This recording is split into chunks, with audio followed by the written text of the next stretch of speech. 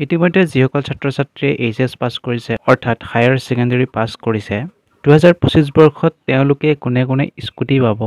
বা কিমান পাৰ্চেন্টেজ হ'লে স্কুটিসমূহ লাভ কৰিব এই সকলো ইনফৰমেশ্যনছ এই ভিডিঅ'টোৰ মাধ্যমেৰে আলোচনা কৰিবলৈ লৈছোঁ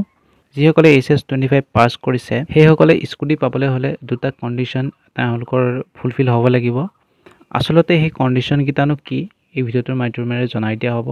আৰু আচলতে এই কণ্ডিশ্যন দুটানো কি কি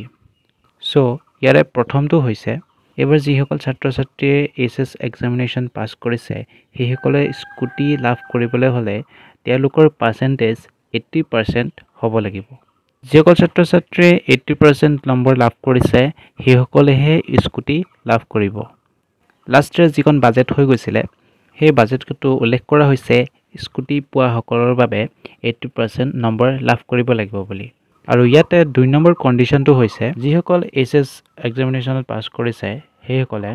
গভৰ্ণমেণ্ট কলেজত এডমিশ্যন ল'ব লাগিব অৰ্থাৎ তাৰ মানে স্মিথ পৰ্টেলৰ যোগেদি এডমিশ্যন কৰোৱা হ'ব লাগিব যেতিয়া স্কুটিসমূহ লাভ কৰা হ'ব সেই সময়ত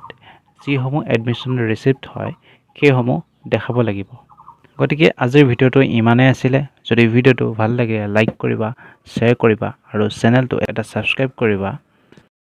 যিহেতু বিভিন্ন ধৰণৰ নটিফিকেশ্যনছ এই চেনেলৰ মাধ্যমেৰে দি থকা হ'ব গতিকে এই চেনেলটো ছাবস্ক্ৰাইব কৰি ৰাখিবা